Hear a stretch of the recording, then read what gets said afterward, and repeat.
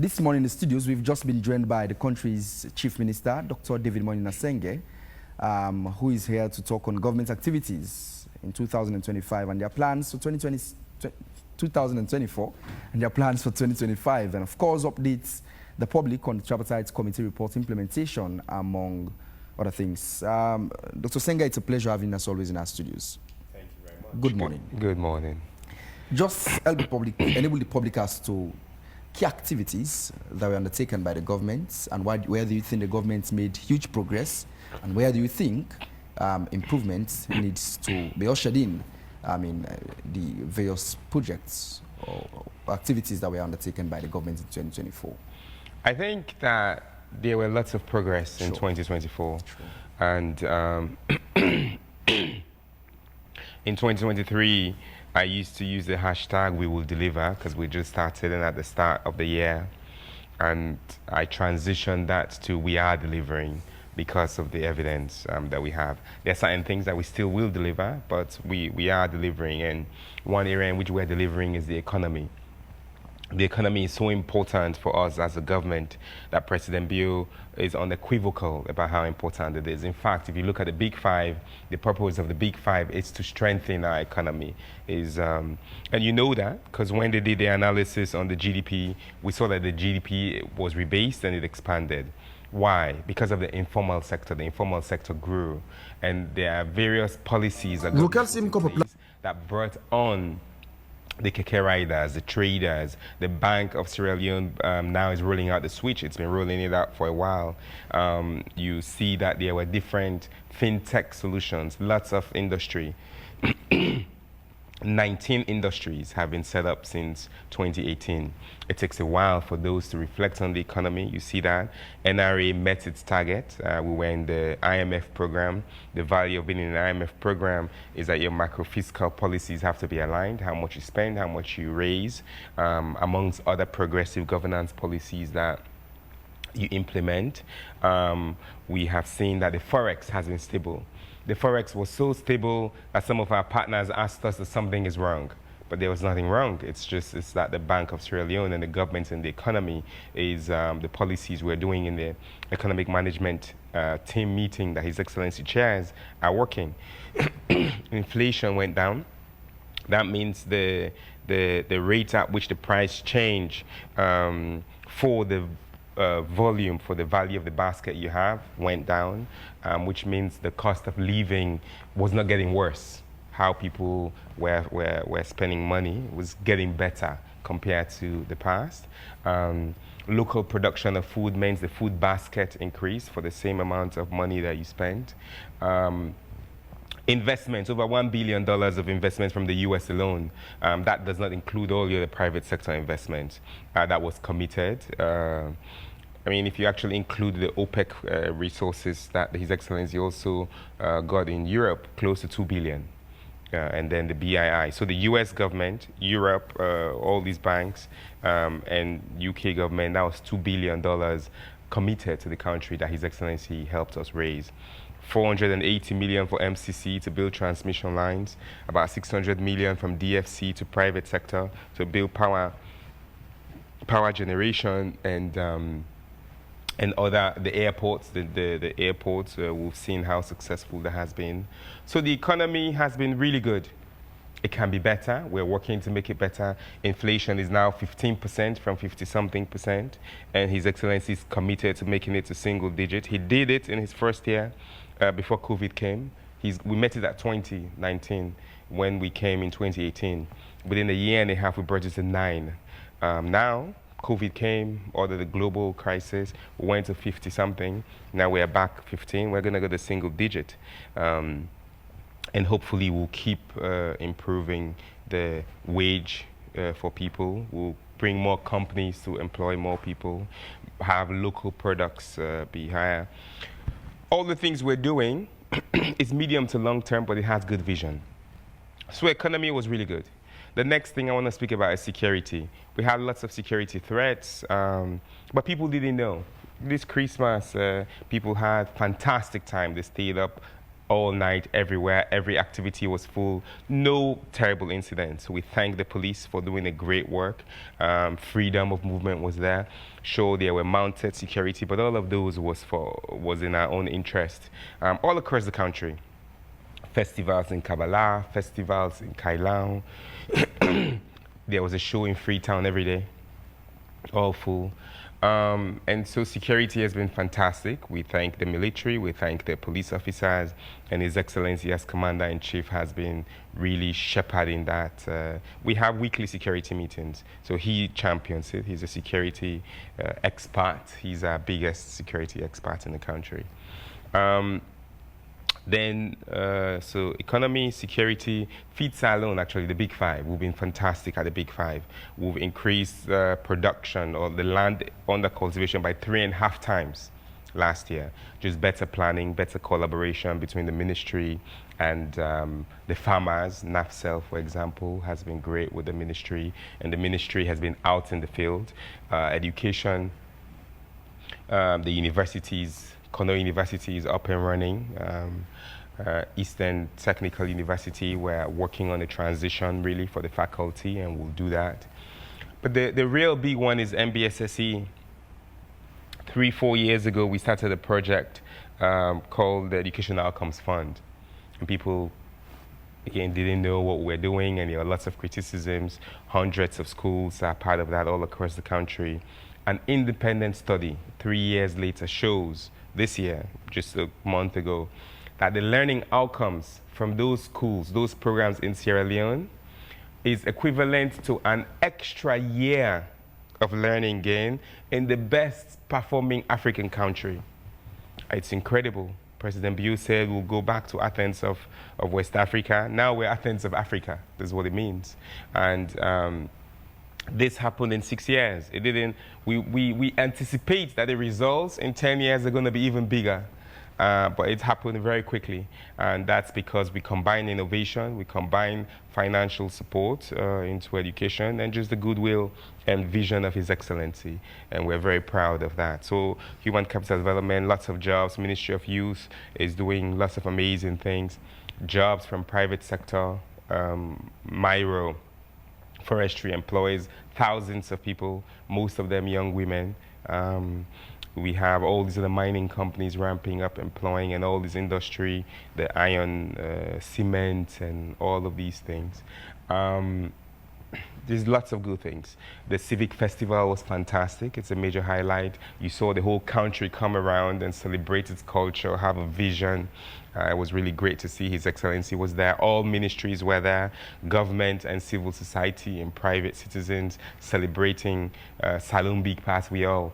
And that's a wonderful thing that we've had. It's been a good year. Okay. Good year. Okay. You've catalogued a lot and lots that were achieved or that were undertaken during the year 2023 and that of 2024. But again, for most of what you've said, many will say it's more in theory rather than it's been practical. Say, for instance, the economy. Yes, indeed, as per the data you've shared with regards to inflation, it seemed much more encouraging. Even for Forex, it seemed a bit encouraging.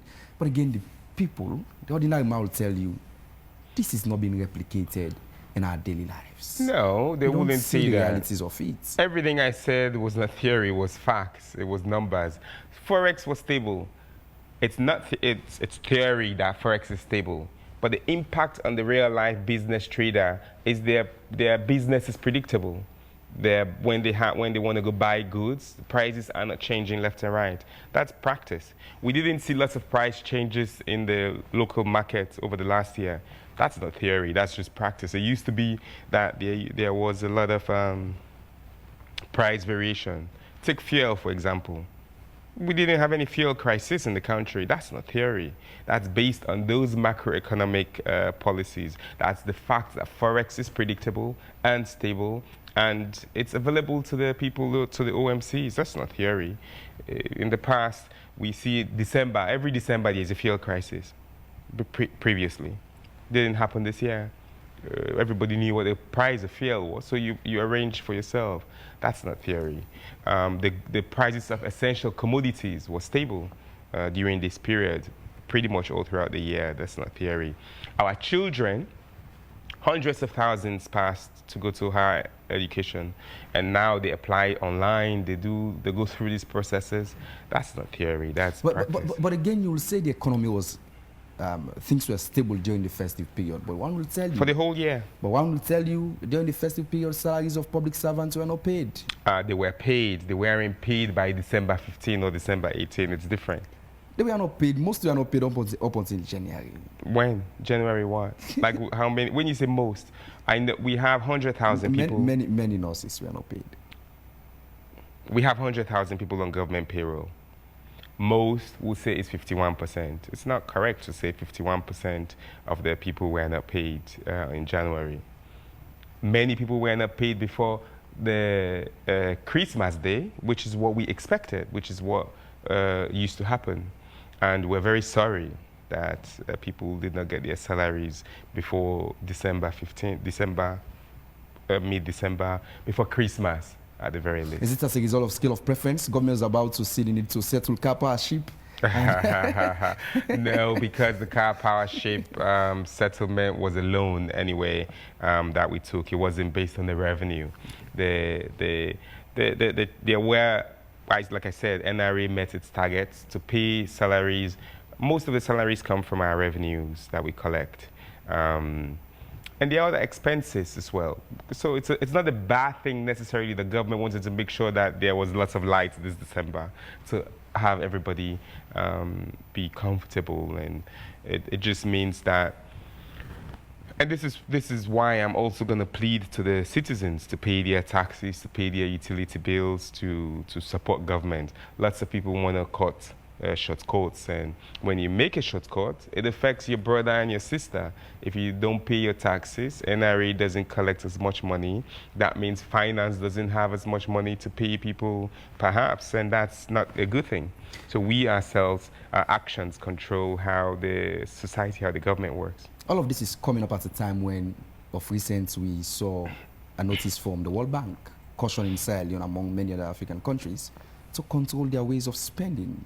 We see, over time, many have also raised eyebrows on the over-bloated wage bill. On a daily basis, you see governments establishing new offices. On a daily basis?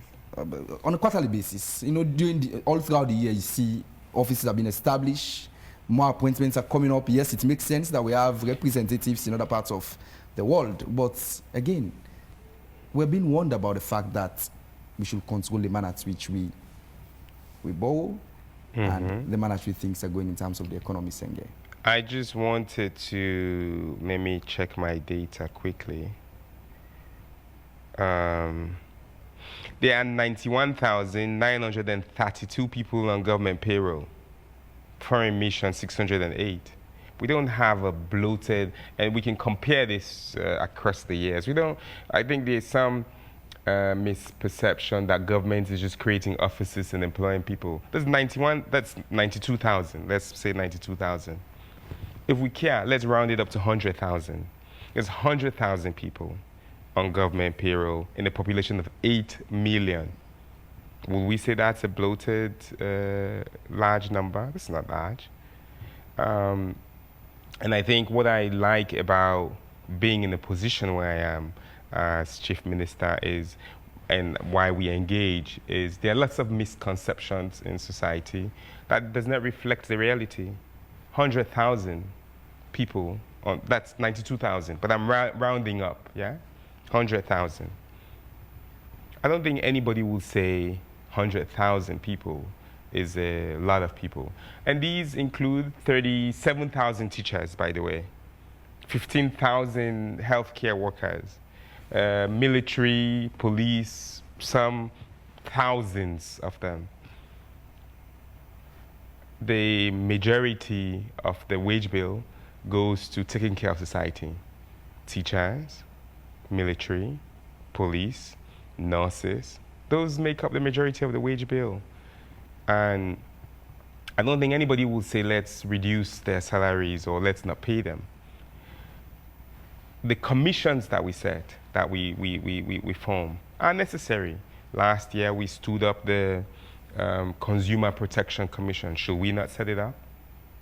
it's going to have, what, 30, 40, 50 people? Is that too much for a state to have when we complain about some of these other things? Independent Commission for Peace and National Cohesion set up 3 years ago. Should we not have set it up? Have we not seen how amazing it's done in the country? National Public Health Agency. Should we not have set it up? It was so good in helping us in our outbreaks and preventing outbreaks that they took them to Rwanda to go and help. I think there are people in the opposition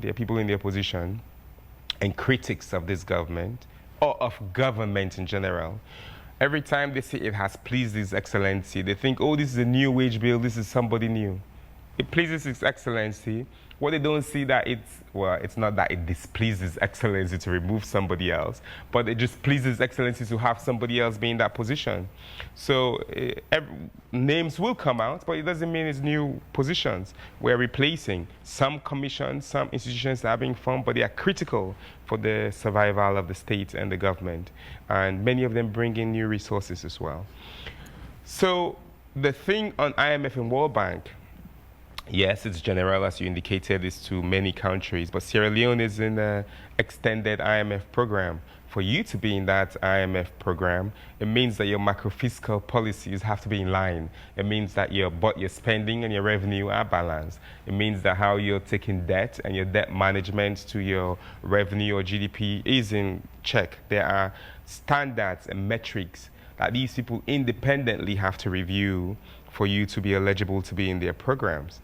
And alhamdulillah, the people who are managing the state, developing those policies and being in the program. And some of those also include corruption, how you're fighting corruption, audits, how you're managing audits, how you are responding to civil society. It's not just numbers that we like, but it's also the soft things. It's also the policies and the environment. Would you say we're doing fine in terms of the manner in which we fight corruption in the country? I think we're doing very well. The evidence shows that. The man who's there, Francis, is doing a great job. He's done a great job. It was evident in the MCC report, Afrobarometer. It's evident in some of the things that he does. So we're very happy with the way we're very happy with the way that he's been managing the state for corruption. At some point in time, we saw you embarked on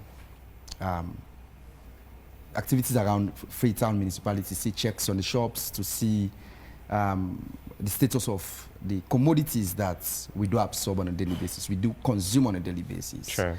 Was that a trigger for the strengthening of the Consumer Protection Agency you're talking about?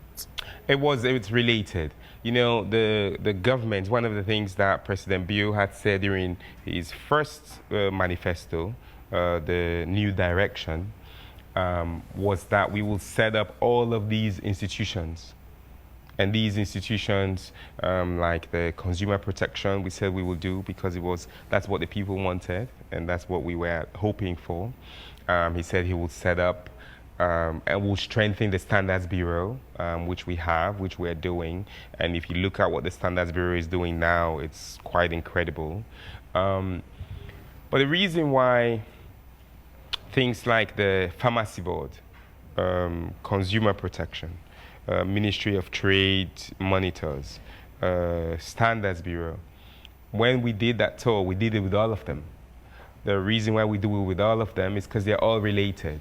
If I go and I see, or they see, they also do their monitoring, expired pharmaceutical products. Pharmacy Board is there. Sure, consumer protection is related, but they have to work with Pharmacy Board as well. If we see substandard products that have to do with Standards Bureau, they're there as well. But this is one of the major successes of His Excellency, was to set up the consumer protection, and they're doing fantastically well. You engaged some bike riders of recent. So what were the concerns raised by them? I've engaged the bike riders since day one that I came in government. But most importantly, I engaged them when I was Minister of Basic Education. To the point that I wrote them in my book. When I was going to the across tours of the country, and at the time we were speaking about radical inclusion, there was nowhere I was that the bike riders was not present. Everywhere. If you look at the videos, then the then President Teluba, everywhere I was, there was bike riders, there was market women, there was traders union, and there was motor drivers union, amongst other civil society. It became a point that we embedded and entrenched them in the policy decision making in the ministry. So even when I left as minister, they are a critical arm of making decisions. Why? There are over 2 million of them in a population of 8 million. That's a quarter of the population is who they belong to. They are essential to the economy. The base of the economy, these bike riders, the fuels they buy, if you look at all the fuel volume by bike riders, the taxes that come out of that, if you look at the people they move, the monies that change in their hands, they are critical for all of this. So they are a major constituent. I don't interact with them because I want to use them or I feel like it's just cool to be with them. It's because we understand their value in the economy, in security, in state stability, and in youth employment, the population. And His Excellency understands this as well. That's why. Now, my engagements with them, they have a new executive. They went to see His Excellency. They went to see me as well before. And when they see us in our office, like in most instances, they tell us, set up bullet points. They have 30 minutes, they have 1 hour, whatever. They go, they say, Your Excellency, I have A, B, C, D, and you clap, and you take photos, and you leave. You never understand the reality in the parks. So I called them, and I said, hey, I also have an electronic bike, and I wanted to bike. So I say, I've been biking around. And instead of just going to bike along the beach, I said, I want to go bike and see the parks. So I'll bike to the parks and stand next to the guys. They don't know who I am. And then we start having conversations. And those conversations actually taught me a lot. So to your question, what did I learn? Welfare. These guys are professionals. They're young people. They have jobs. They're not looking for jobs. So when people say 500,000 jobs, where are they? They have 2 million jobs. And government is helping them. All these keke riders and Ministry of Youth, Agriculture, it's about monitoring. We're in the hundreds of thousands of jobs already that have been facilitated through government. But they stand there, and you think about their welfare. The guy who fell in the Savage Street Bridge, he was there. I met him. He had some health challenges. Some other guys have accidents. And if you go to the orthopedic area, most of the people who go to the emergency are bike riders. And so you see that there's a lot of health challenges that they have. So they brought this up. And I thought insurance. Sierra Leone Health Insurance Scheme has been standing up. I chatted with the Minister of Health, consider working with the bike riders to see how you can jointly do this. At the park in by China House, that junction, Kihama Road Junction, Lodge. There's a light there that's not working. So they were like, oh, these streets lighting, they walk the other side, or they get buckle accidents that make this. And I spoke to the minister. It's a project from before that was abandoned by the APC. We'll see how we will stand that up. And then other areas, security. But the biggest thing that I learned is that the police is doing a fantastic job. In what way?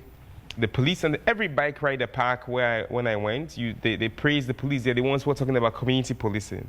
They're the ones who were saying, before, Paulo Conte will take their bikes, 8,000 bikes, and go and destroy them.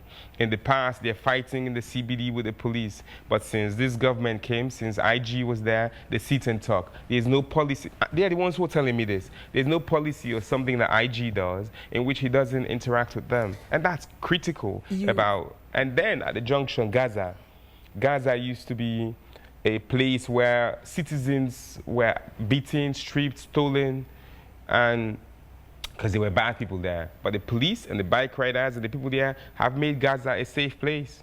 You've been in constant touch with the reasonable man. And that I mean people who move around on a daily basis. I'm happy it's not the unreasonable man that I've been. The reasonable man. But again, many see these moves as a means of softening the ground for your political ambition. Is that the case, Sengeh? It's a means of softening the ground for government delivery and government performance. My work as chief minister is simple. As chief minister, I bring the government to the people and I take the people to the government. Government is big. Government is everyone. Police, military, ministries, all 29 ministries that are there, all 100 or so departments and agencies were there. The citizen cannot interface with all of them at the same time. I get all kinds of complaints, but I know who to send it to. The complaint comes to me, forward, minister, please look into this. Forward, ombudsman, please address the situation. Forward, IG do this. Forward, ONS do this.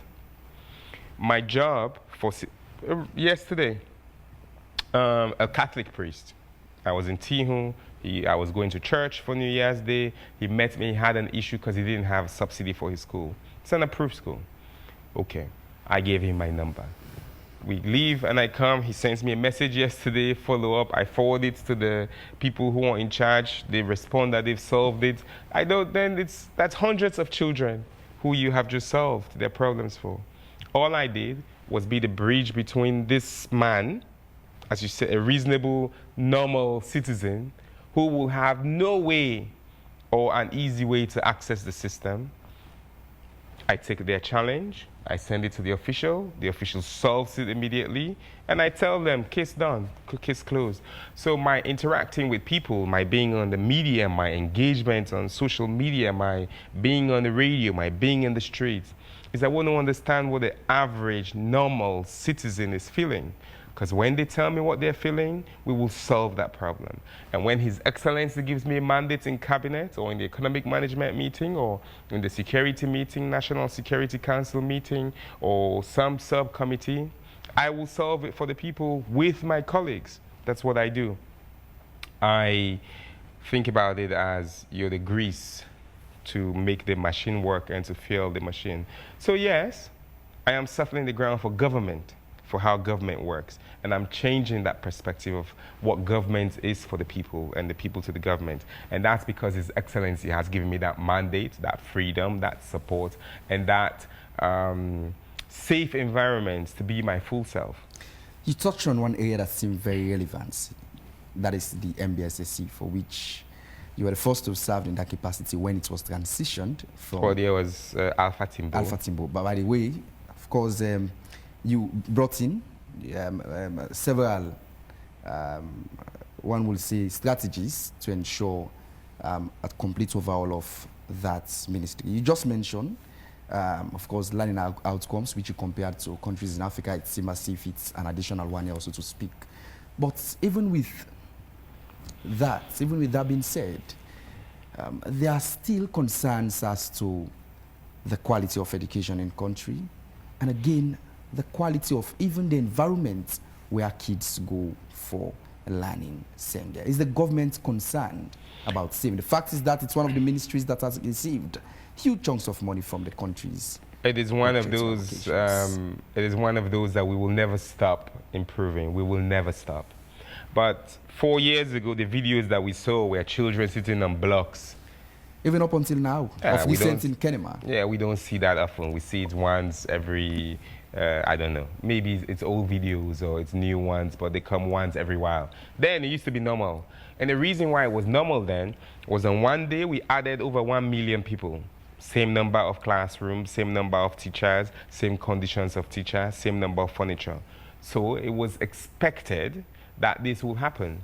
But this did not stop us from doing the policy because we'll catch up to it. Since then, we've built over 1,500 additional classrooms. We've built new schools. When I say new schools, entirely new schools. We've provided GSS in every chiefdom in this country. And now SS is where we're moving to set up more. Almost all schools now that are built have ramps. The number of kids with disabilities who've gone to school is over 2,000% increase. These numbers are not made up. These are real numbers that are there. Teachers, we've increased their welfare annually.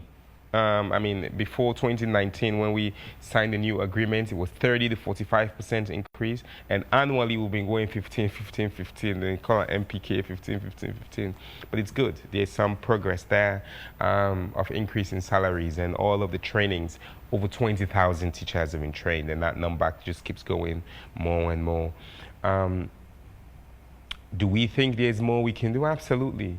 I had said, there was a time when I said I want us to get 100% transition. By the time I left for one of the exams, it was 87% or 90% transition pass rates. These are not made up. I teach at FBC. When I see those students in front of me, they're quality students. I've been teaching for 5 years.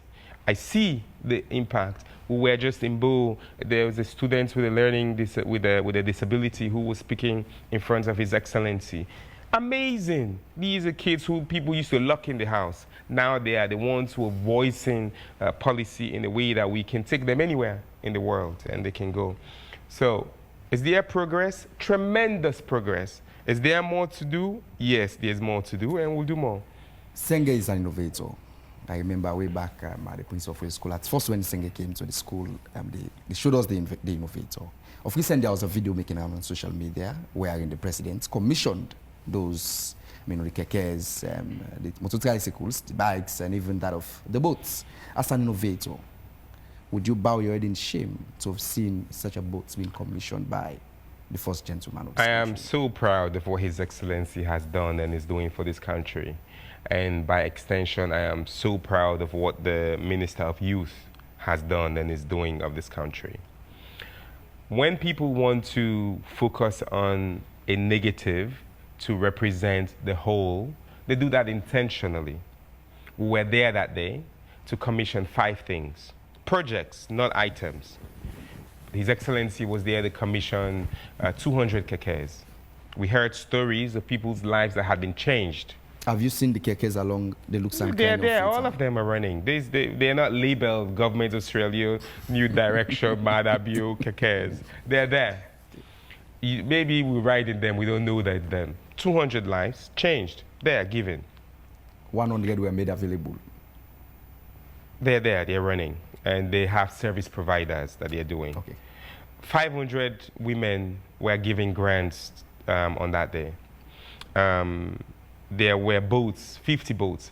This is in addition to the boats projects that were done. All those boats were paid for back by citizens, by young people. Now, when His Excellency commissioned and cut the rope, he wasn't commissioning a boat. He was commissioning the project. Now, there's a question that says, well, I have not really studied whether the video was doctored or not, but let's assume that those gallons were in there, that there was water in there, that the wood looks like it's been wet and it's been used. When you make a boat, a wooden boat, the minute you put it in water, sun hits it, night comes, sun hits it, night comes, the color of the wood will change immediately. That boat was not standing there. It wasn't the new boat that they took from the carver shop and put it there for His Excellency to come. It was a boat that was functioning. It's a used boat. The engines were there. It's a used boat, by the way. If you use a boat for 1 day, it's a used boat. If you use it for 2 weeks, it's a used boat. If you use it for 1 month, it's a used boat. That's more like a boat that has been used for like 2 years. No, by the looks of things. You and I are not experts at wood management analysis. That was a new boat that was carved as part of this project. Okay. It came from Tombo. Okay. But me and you, if you and I, if we see, these guys they're working. They're fishing in the boats, and they were putting a new engine on it. That boat would last many, many more years. So in the scheme of things, it was a new boat. It had, people expect, maybe parts of it is image and perception. If the president is going to cut the tape, there should be no water in the boat. It should be spank, clean. It should have no gallon inside. I hear them. Sometimes we do. We go and commission and open vehicles that are new 4WDs. Other times, there's a boat that's functioning, that's new, perceptively, because it is 2 months old. Would you consider the 2 months old boat new? That's getting a new engine? Some will say so. But again, I think it was a really misinformed perspective where people then say the president commissioned a new boat, which was not true, and the president was there to commission 5 projects which impacted the lives of thousands of youth. And that's why I'm so proud of him. That's why I'm so proud of the Minister of Youth. Things seem to be going very well between yourself, Dr. Sylvia Blyden, and that of First Lady. Have you settled that scores? You know, I have tremendous respect for the First Lady. She's an amazing woman. She's a fantastic woman. Everybody will have seen how we worked together, how we engaged. Lots of videos, lots of photos, lots of where we've worked together. And between her and myself, we have tremendous respect and regard for each other. That has never changed. And lots of people say, you know, and well, you see, I don't see Sylvia's posts, to be honest. People rather I did not speak about her, but I think she needs, I don't see her posts, and people forward her posts to me. There's a lot of hate. There's a lot of anger. There's a lot of grievance. I don't know where that's coming from. There's a lot of disrespect to my parents. There's a lot of disrespect to women, to people, to leaders. It's not something I want my kids to ever know. It's not something I want my young people to ever copy from. I don't think she's a good model to society.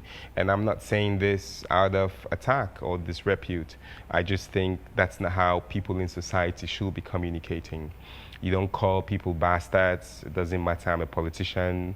My parents are wedded, and I was born as a last child in a wed home. So you don't do that. You don't be an example to citizens and to young people. It's not a way to communicate. So I find it unfortunate for her to do those things. Does it affect me? No.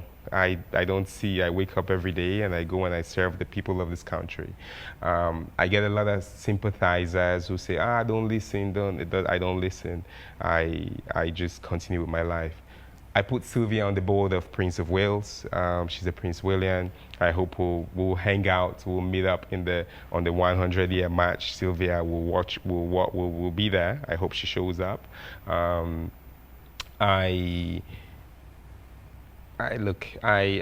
don't like talking about people. Maybe one day in some life we'll meet up and we'll have a healthy conversation about leadership in society.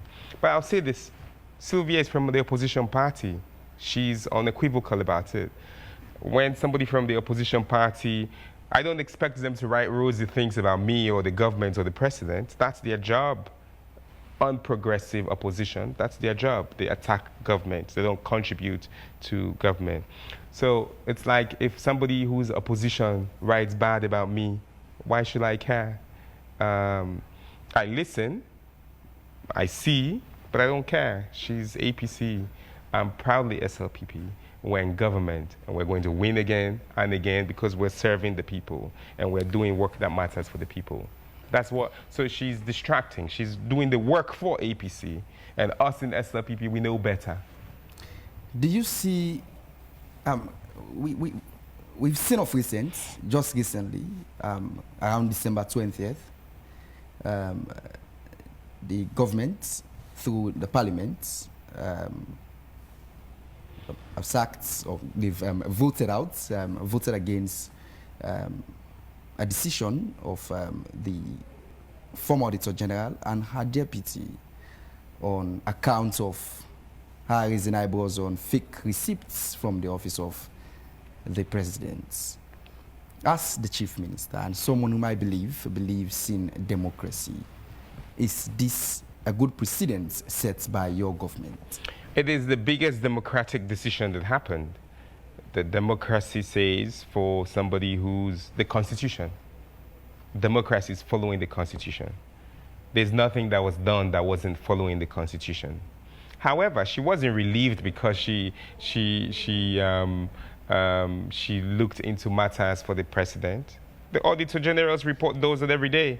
If people see this current Auditor General's report, they will see that there was issues raised for the Office of the President, Office of the Vice President, Office of the Chief Minister.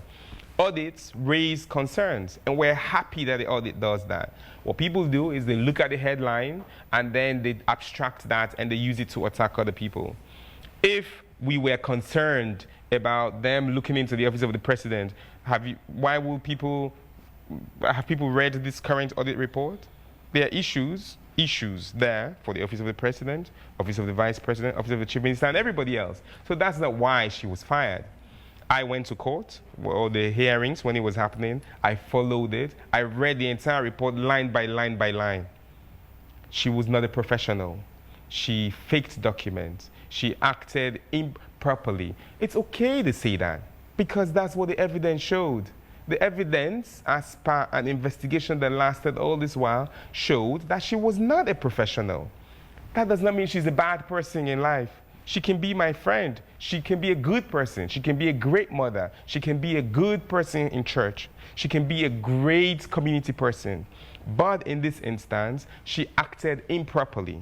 Not because she investigated the Office of the President, but because she faked documents.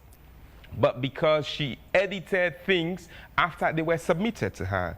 But because she went around somebody, around the system, and tried to do it her own individual way. But because she used her own influence to influence other people. But because she allowed for corruption to happen at FCC, and she did not investigate it. These are facts. We didn't make this up. And the president didn't use the reports to fire her. The president sent it to Parliament, who did the right thing. But even after the president sent the report to Parliament, the president does dictate the case of Parliament through the letter he sent to Parliament that was read by the clerk of Parliament. The president does not dictate. The president sent it to Parliament. Parliament includes SLPP and APC. APC people voted for this. It was SLPP and APC people, the whole parliament voted, the Parliament of Sierra Leone. We voted for these parliamentarians. They're doing the right thing, the constitution. She did not act as a professional. The government independently followed the law by putting a commission that was public, for all the records made public. We read it. The Parliament went and made a decision. They voted. The attention of the public is being turned to the aspects of the professional misconduct, alleged professional misconduct. Which public? Some critics. Yes, there are going to be critics. People are always going to support somebody. But again, we've yet to see some frantic efforts from government in terms of them actually checking on what Lara and her deputy was about to unravel in the. They weren't about to unravel anything because they faked documents and they went. She faked. If you go and take a lie and you take something that's a lie and then you say, oh look, this is what I'm doing, but we know it's a lie, so we should stop now pretending and say, oh, that's the truth. We should look into that. She lied. She lied because she faked documents. She lied because the documents that were submitted to her, done by her professional staff, she changed it. I think as citizens, we should be able to debate and engage and say, somebody can be a good person in all of her other lives. But in this case, she made a mistake. She made a mistake. This was someone whose report was used by your government. She can still make a mistake. She made a mistake. By your government. That tells you, and by the way, we used her report when she was professional. She became unprofessional, and the law followed its course. The new person who's acting still investigated the Office of the President. Can't people see that that's not why? The Office of the President has always been investigated. It wasn't the first time. It had been investigated before. So there's this perception that this was the first time that they were investigating the Office of the President. That's not true. She was acted inappropriately because she faked. They submitted the draft to her by her professionals, and she changed that draft. So why will you do that? Just for clarity purpose, which specific document did she fake? So I'm very lucky. I have been audited multiple times. I've been in government for 6 years, and I can hold my head proudly and walk anywhere in this country for the things that I have done, anywhere. When they come for audits, they have an inception meeting. You sit, you say, we're doing A, B, C, D, where are your people? Thank you, thank you. And then after that, they don't come to you again. They talk to your people. They can ask any questions that they want to ask. And then when they're done, they have a closing meeting, yeah? And then that closing meeting, they write a draft response, because it writes to you to say, these are what we found. They give you time to submit your response, and then you do. Sometimes you submit all, sometimes not. And then they can say it has been resolved, it has been partially resolved, it has not been resolved. That's it. And then, if it has not been resolved, it goes in there, and there are recommendations being made. That report that was done by that technical team who came to do, she changed it. When the technical team came, they did their draft, they sent it to them, she independently changed it. But that's so unethical, so unprofessional, and so against the rules of audits. It's not a problem that audits go somewhere. Audits is to improve the systems and processes. And audits is to make recommendations. But it's not to witch hunt somebody. That's unethical and that's unprofessional. We did not go after her. We just followed the law. If somebody starts being unethical and unprofessional, it is the responsibility of the state to set up an investigation committee on her, which we did. How can you be working for Audit Salon and doing pro bono audits to other people, and you're the boss, and you, like, it's not pro bono, paid audit services to other people? How can you say, don't audit FCC, even Mayor Akisoya's special projects? Why? Some of these guys, when ACC found them, they paid back. ACC found that they paid back. How can you say, no, don't audit that? It's just, she's not a bad person in life. She has and can be professional. In this instance, she was unprofessional, and it's okay that the state takes action. And the state here, government is independent. The executive did what they did, set up a commission, and the reports came to His Excellency, public reports, by the way, that we all read, and we saw it. And then that report gets sent to Parliament. Parliament does what Parliament does on its own. Parliament is APC and SLPP, and APC and SLPP said she was unprofessional. That's why she was relieved. We as a state should be happy. We should thank God, thank His Excellency for democracy working. I don't know why but anyway, there are some critics, there are some opponents, and it's okay. Life, you can't have 100% of people agree on everything. Just aid us with an update as to the tripartite. The tripartite is implementation. I forgot to mention that's a good success from 2024. His Excellency held the agreement for national unity, which led to the tripartite, and the tripartite was done, and we negotiated it, and 84, 86 recommendations. We're well on the way. The Public Sector Reform Unit is working with PPRC, is working with ECSL, is working with all these other institutions. Lots of recommendations are already being done. Lots of new policies will be done. The constitutional review will happen this year. Many of the issues there are hinged on constitution, so we look forward to the state and to the people supporting those transitions. And I think the APC is fully participating. We will keep working with them. I chair the meeting, the committee as per cabinet's conclusion. And we have a technical committee now. Mr. Golo Kata is leading on that. We're very happy with his experience, wealth of experience. He was one of the people who went to supervise the elections in Ghana.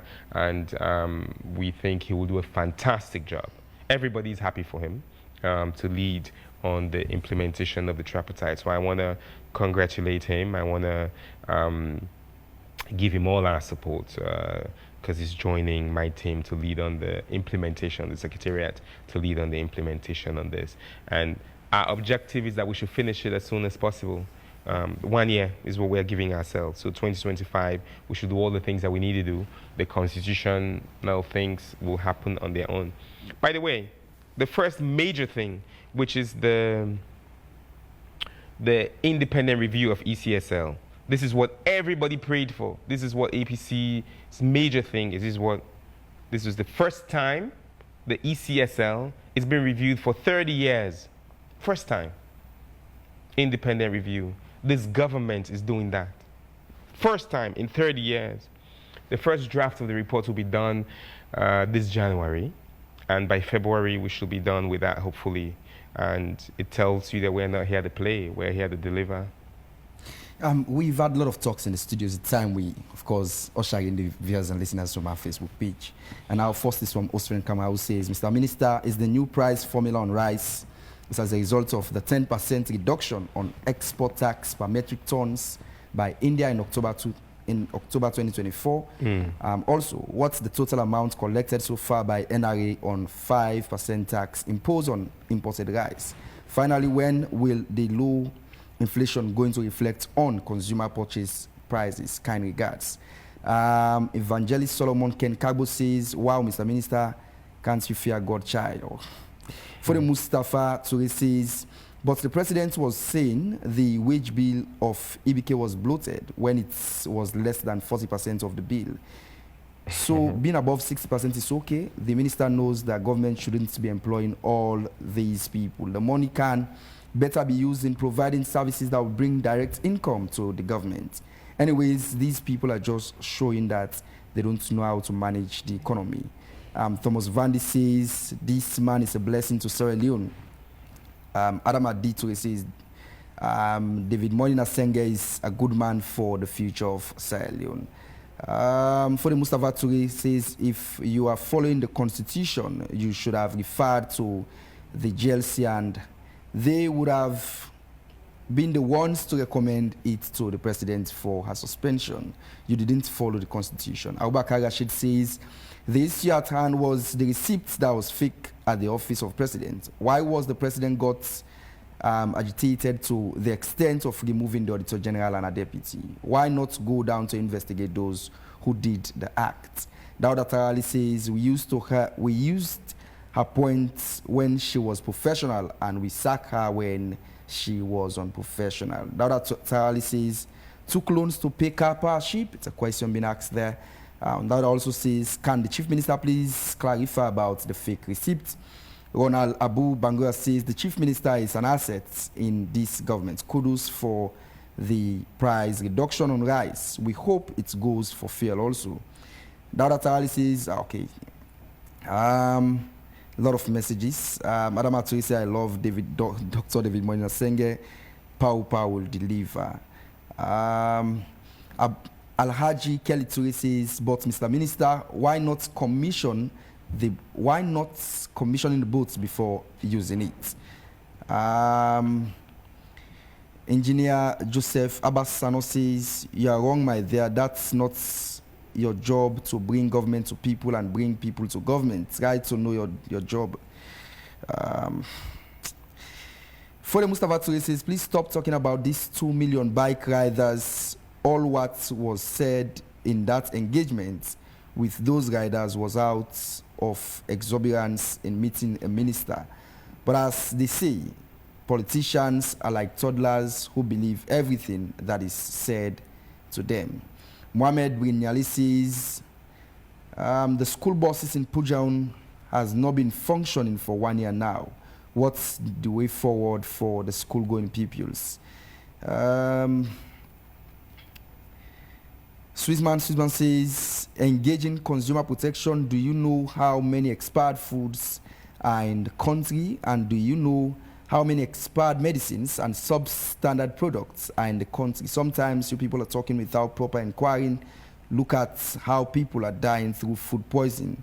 When according to law, no one is supposed to have poison in their businesses, in their business place, but because of our governments are neglecting the protection of the people, that's why people are dying.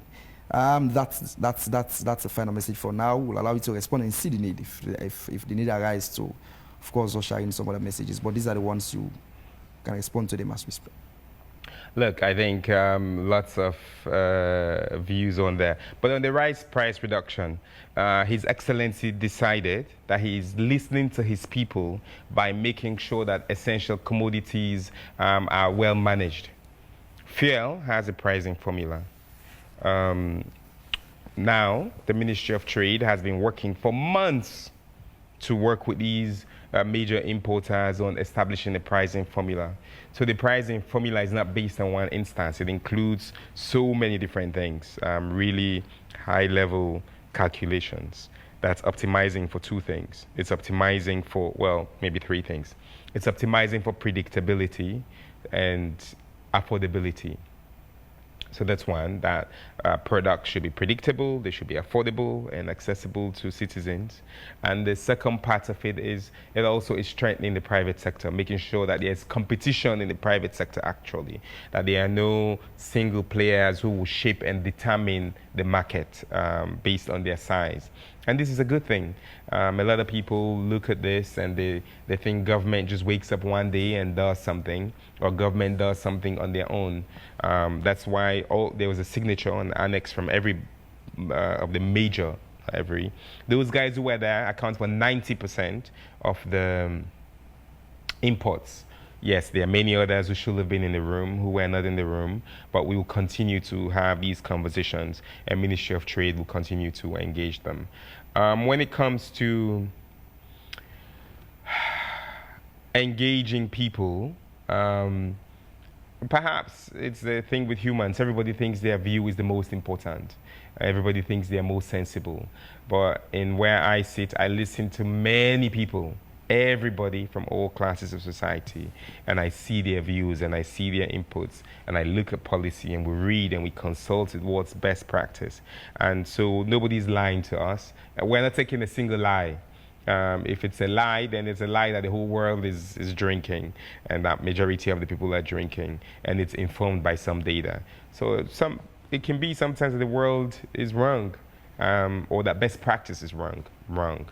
But that's what we're doing. Our work is being shaped by inputs from experts, from ordinary citizens, from policymakers, from the vision of His Excellency. I think sometimes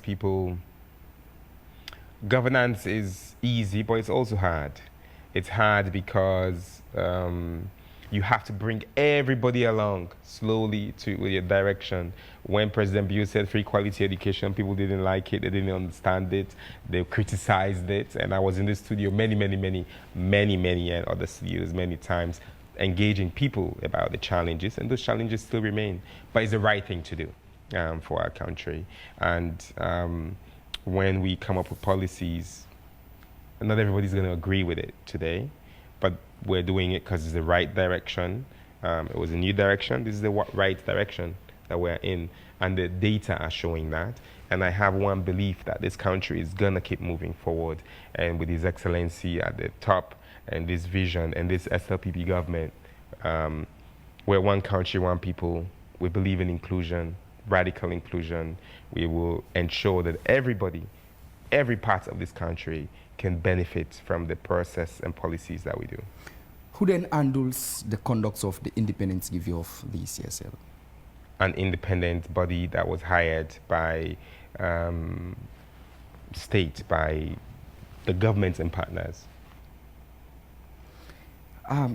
Chief Minister, at this juncture, I know you are a lover of music.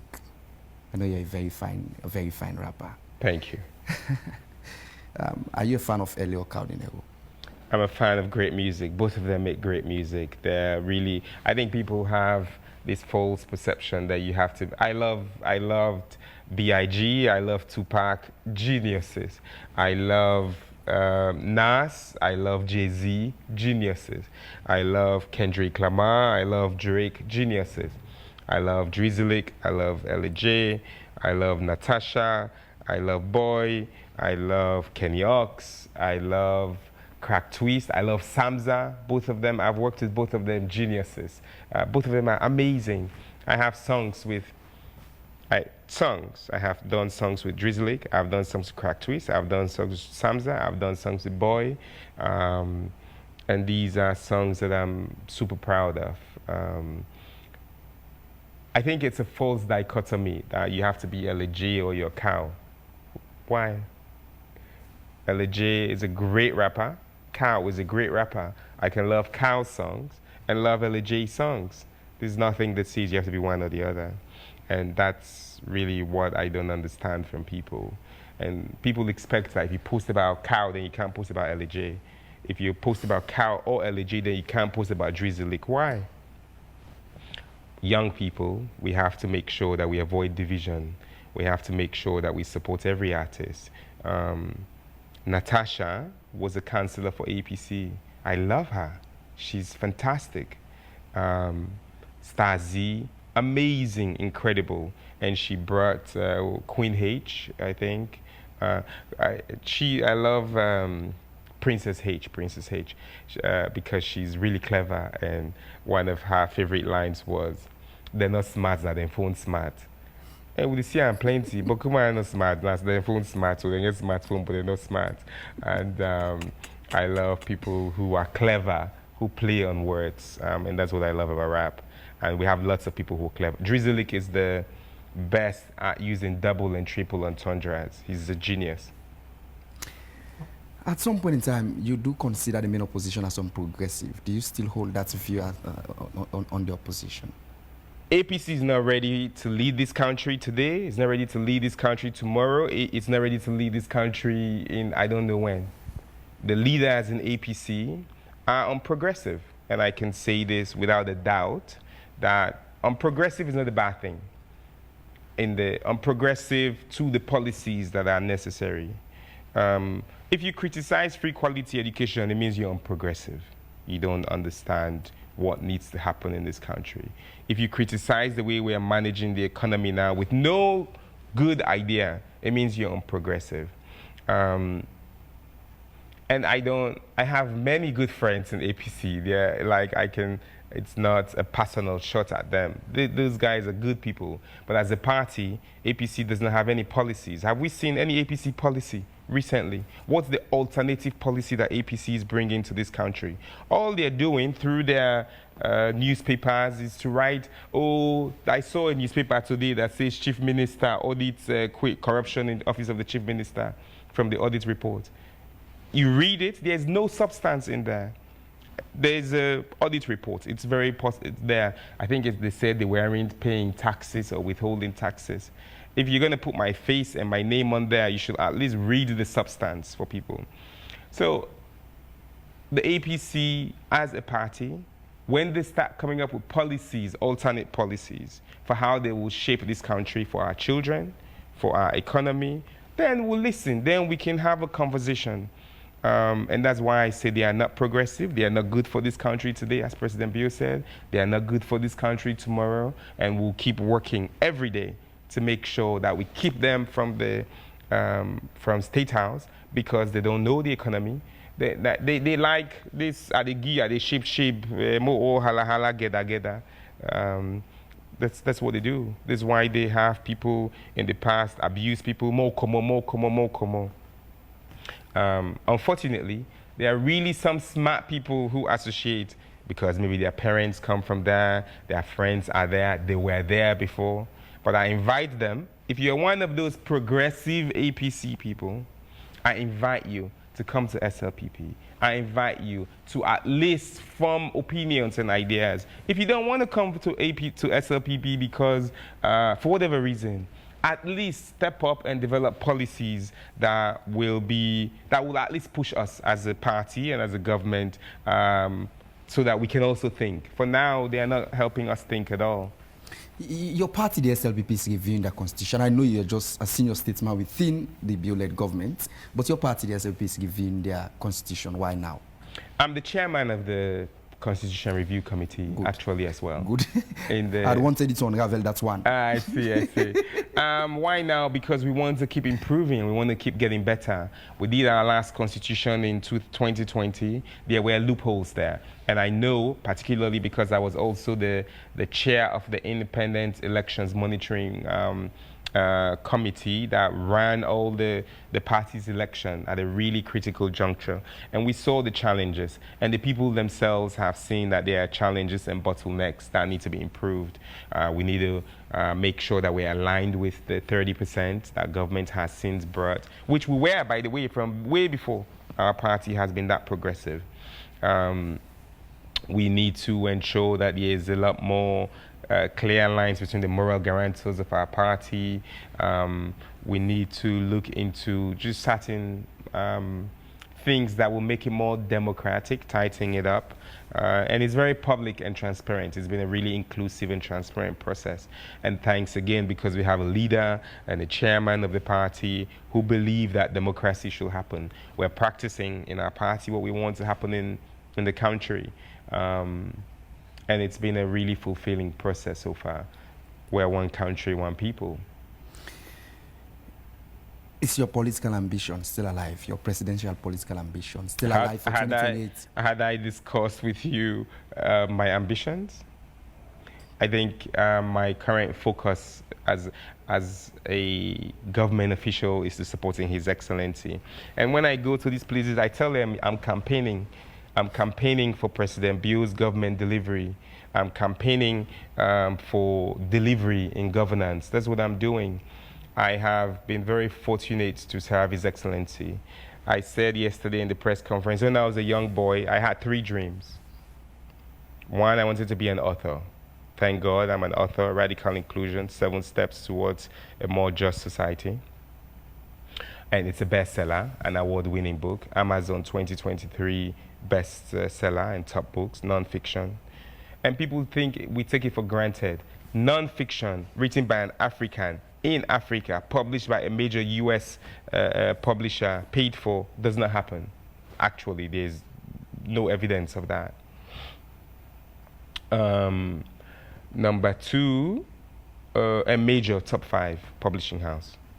Number 2, I wanted to be a minister of health when I was young, because my dad worked at UNICEF. I love children, and in my dream, I thought I'll be the WHO, head of WHO or head of UNICEF. I wanted to be the head of UNICEF in the world. So I wanted to be a minister of health, and but thank God I became Minister of Education, similar, and now I'm Chief Minister. So that's fantastic. And number 3, I wanted to be a professor. I've been teaching at MIT, at Harvard, and FBC for 5 years. And I'm a very grateful man in life that by 40, I've done all the 3 things that I wanted to do. Those are what I was dreaming for. And the final one is being an entrepreneur. I'm an entrepreneur. I'll continue to be an entrepreneur. But there's nothing that comes close to serving your people. Every day that I sit on the boat and I go to Bonds, I go up to Falaba, I sit on the bike. In my capacity as Chief Minister, I listen to people, I solve their problems, they listen to me, they give me feedback, we engage. There's nothing that comes close to solving their problems, and I love it. And I'm grateful that President Bio has given me that freedom to be able to do just that. Do you wish to succeed your mentor? It's not a conversation we're having right now. Okay. And I'm happy you said President Bio is my mentor. There's nobody who works as hard as President Bio. Because I've heard you said same. That's why I said. Yeah, he's an amazing man. I'm so grateful. I learn from him every day. Every day I sit in front of him, I have notepads. Every day. And I'm not exaggerating. But it's the conversations we're having right now is how we make bold actions. In his New Year's message, he said we should make bold actions, take bold actions and bold decisions. And it's like fire under me, because this is what I love. I love bold, I love action. So he's saying exactly what he wants us to be doing, and we're excited about it. That's why the first bold action we did this year was to reduce the price of rice. Bold. People thought it was impossible. People thought it will never happen. But he believed it, he told us, and we did it. It was months of technical work, came to hours of negotiation, and great relationship between the private sector and government, all the players in there. That's my role. I coordinate across. Bold action number 1, for the people of this country, for the average guy, bread and butter issues, rice cup issues, we reduce the price of rice, thanks to President Bio. So we're very happy that he challenged us on that, and he's given us a vision and directive. It came from no one. Let nobody take credit for it but the president, because the president is the one who listens to the people. He's been everywhere. He understands what rice is important. That's why Feed Salon. That's why he asked us to do the essential commodities thing. So it's not anybody. He just gave me the freedom to coordinate it. So yeah, what I am is I'm excited to keep learning from him. I'm excited to keep working for him. I'm excited to keep working with him because I know it's for the people of this country. So in any capacity that God allows me to keep serving, I will serve happily. Thank you so very much, Dr. David Moinina Sengeh, the country's chief minister. It's been a pleasure having us always in our studios. Thank you. I always love the Prince William connection. I know. It's been a pleasure. And this is a conversation that will continue. The fact is, it's one that touches on the development of this country. We will keep campaigning for development in this country any day, everywhere, any side we'll go, because Paupa Salomon is better. Thank you so very much, Dr. David Moinina Sengeh.